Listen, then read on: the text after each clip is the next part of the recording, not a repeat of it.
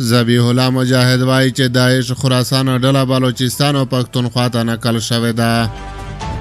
سلام ستړي مشئ پام وکړئ د یاران ټي وي یوټیوب چینل څخه تازه او مهم خبر ته.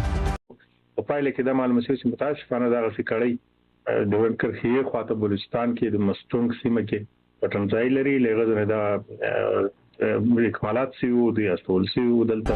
د افغانستان اسلامي امارت وایان مولوي ذبیح الله مجاهد ادعا کوي چې د دوی له لوري د داعش خراسان ډله تر ځپل کېدو وروسته اوس د دغې څانګې پاتې مشران او غړي د ځینو استخباراتي سازمانونو په مرسته بلوچستان او خیبر پښتونخوا ته لیږدول شوي دي. ښاغلی مجاهد زیاتوي چې د دوی د ځواکونو له ځپل کېدو وروسته اوس د داعش خراسان څانګې پاتې مشران او غړي د ځینو استخباراتي سازمانونو په مرسته بلوچستان او خیبر پښتونخوا ته نقل شوي او هلته مرکزونه او روزنیز کیمپونه لري.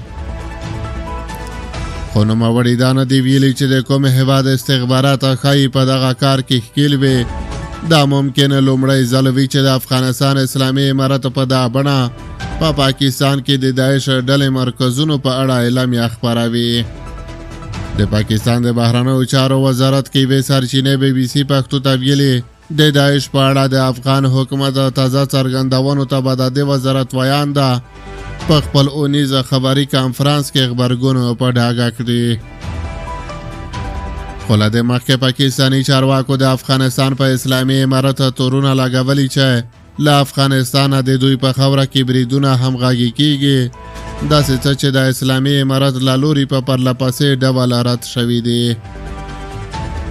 ښاغلي ذبیح الله مجاهد پر خپله ایکس پاڼه لیکلي دا داعش خراسان ډله په بلوچستان او خیبر پښتونخوا کې دیني عالمان او د سیاسي ډلو غړي په نښه کوي او دا د ځینو کړیو له لوري د خپلو ناوړه موخو لپاره کار ترې اخیستل کیږي.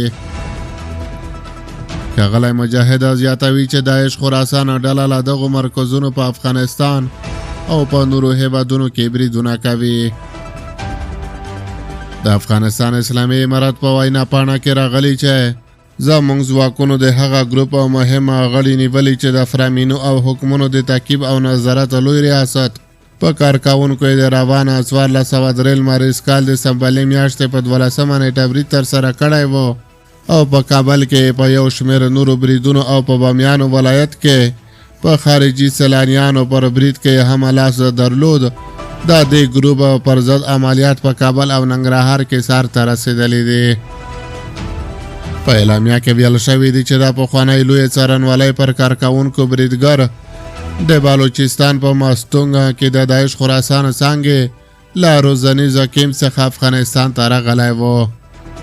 2 ورځې وړاندې د ملګرو ملتونو عمومي اسمبلۍ ته په وینا کې د پاکستان لومړي وزیر شهباز شریف ویلي و د القاعدې داعش او پاکستاني طالبانو غورځنګ په څېر ډلې د افغانستان په خاوره کې لیدل کیږي. خو د افغانستان اسلامي امارت د پاکستان د لومړي وزیر څرګندونې رد کړې وې چې ګنې د اسلامي دولت نومي داعش القاعده او پاکستاني طالبان یا TTP په ګډون ډلې له هغه ځایه د ګاونډیانو هیوادونو پر خلاف فعالیت کوي. د یادولو ده چې د پاکستان او افغان حکومت ترمنځ د TTP او پر ډیورن کرښه د ډزو له امله په دې وروستیو کې اړیکې لا نورې ترینګلې شوې دي او ځینې وخت یو د بل پر ضد سختې څرګندونې کوي.